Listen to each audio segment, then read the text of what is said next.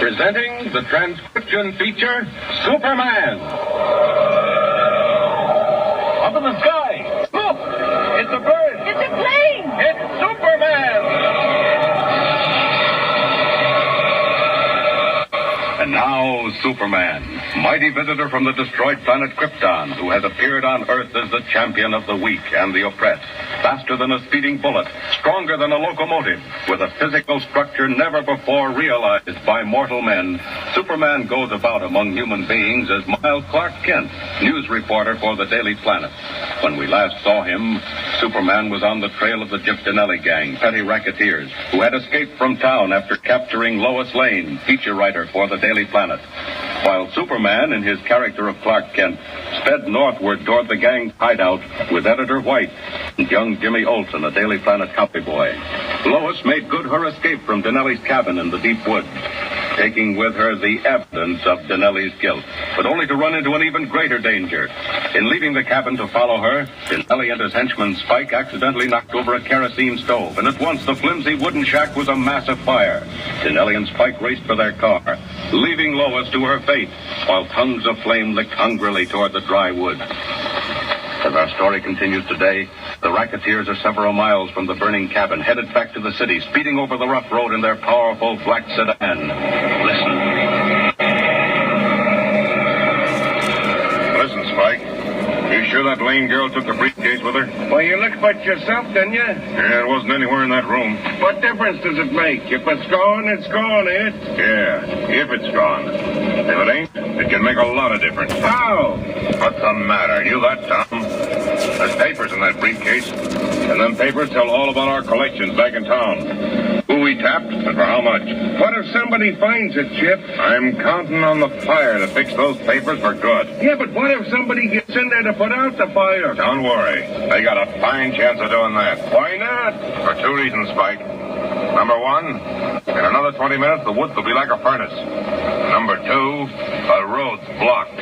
Oh, that's what you was doing while I got out the car. If anybody takes the road back to that cabin, Spike, they'll find a big tree down, right in their way. Yeah? And if they try to move the tree, well, it'll be the last thing they ever do move. I can tell you that. Honest?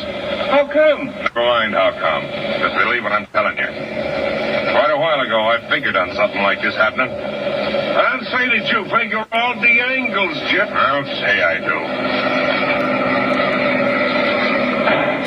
What's the... It's a blowout. It's this washboard road. Pull up, Chip. Yeah, right front shoe. We got a spare? Sure, we got a spare. Wait till I get the trunk open. This ain't no time to get held up. How long will it take? Oh, 15 minutes, maybe more. Step on it, will you? Hey, wait. What's the matter? There's a car coming up the road. Should go. What if they stop? They won't stop. Hey, Denelli, they're slowing down. They're stopping. Keep quiet. I'll handle this. Hey there, you fella. You know this road? Spike, roll up the collar and keep your head down. Yeah. What do you want to know? How far is it to Little Falls? 5 miles. You can't miss it. Okay. What's the price? All right.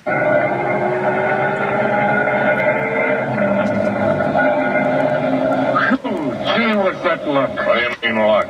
See the guy in the front seat next to the driver? No, what of it? I ain't sure, but I think it was that newspaper guy. What's his name? Clark Kent? Yeah.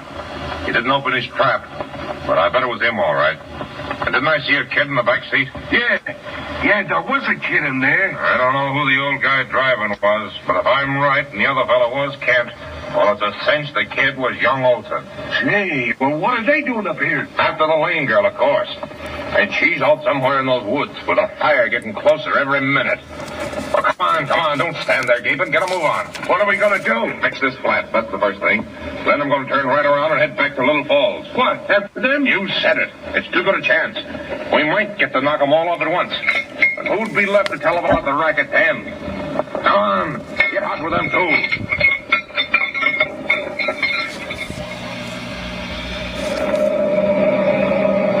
Mr. Kent, are we anywhere near Little Falls yet? Pretty near, Jimmy. Was it 5 miles that fellow said, Mr. White? That's right, Kent. We've covered about 4 of them already. What's troubling me now is how we're going to locate Denali's hideout when we get there. All we know so far is that it's somewhere in Little Falls or near it. Look, Mr. White. Isn't that a gas station up ahead? Yeah, we'll pull in. That's as good a place as any to ask questions. All right. We're almost out of gas anyway. There's a man inside. He's coming out now. Evening, gentlemen. Fill her up. You might as well. We don't know just how far we're going. Say, Little Falls anywhere around here? Yes, sir, sure it is. Just about a mile down the road. Keep right at the fork. Forks, mister? Yep. Left hand goes into the woods. Go in there and you stand a mighty good chance of getting stuck. Stuck? Why? Probably muddy. Oh, no, it ain't mud. It's just a mighty narrow, mean road that's blocked. Big tree down across it. How do you know? Well, a couple of city fellas went by heading for the city a while ago, and they That's told funny. me. I wonder how they knew. Well, they got a cabin in there. Look here. These two men, they didn't by any chance come up from the city about 4 or 5 hours ago, did they? Why, gee, mister, you must be a mind reader. What? And you're dead right. They did go through just about 4 or 5 hours ago. Only there were 3 of them then. I know because they stopped for cigarettes. 3 of them. Kent, do you hear that? Listen, was the third person in that car a girl? Oh, now, quit your kidding. They're friends of yours. You knew them all the time. Was the third person a girl? Was it? She was. And they drove back just now without her? Yep. Guess they...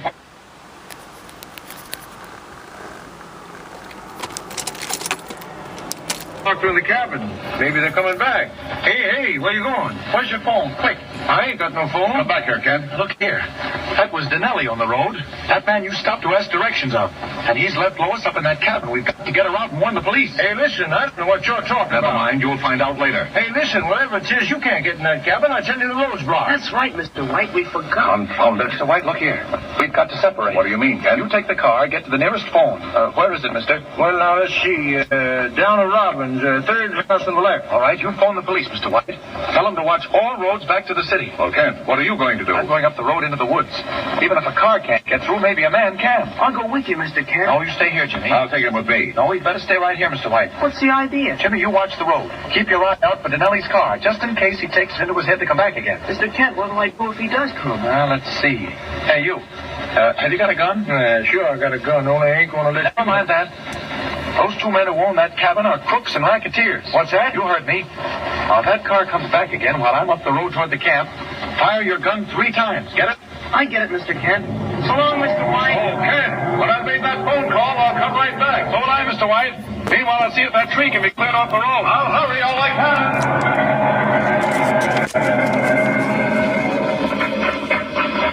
Now then, I'll run a few steps to get out of sight. Poor Lois. If they're holding her in that cabin, but not for long. Well, if we know where she is. This ought to do it. They can't see me from the gas station. If I know anything at all, Denelli's blocked the road on purpose. He can't block Superman. Up!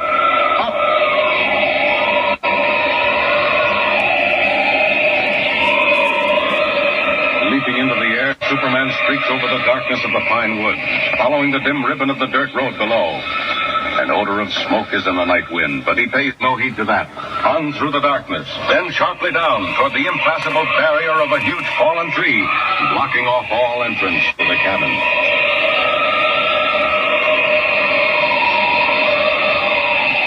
There. What's that? Looks like a tree. It is. Down right across the road. Well, it shouldn't take us too long to get rid of that. Down.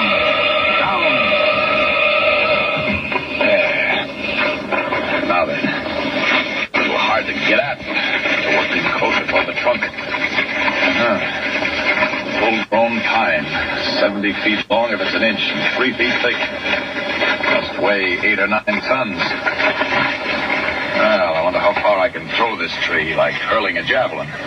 What's this? It's a wire. This thing's wired down. That's funny.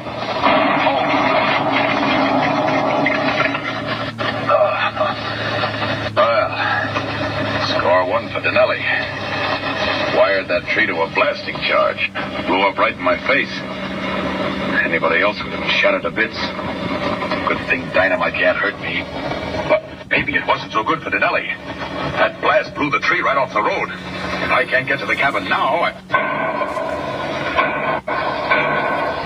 3 shots. That means trouble back at the gas station. Something's happened. Here comes a car. Can't be Denelli. They never make a round like that. Must be the police. Well, whoever it is, all they'll find when they get here is Clark Kent. To think of it, I'd better go to meet them. Just in case Denelli's planted any more surprises. Hey, hold it! What's the matter? Kent, great Scott, man. That explosion. Mr. White, how did you hear it? How did you get here? Well, I was on my way back after making the phone call.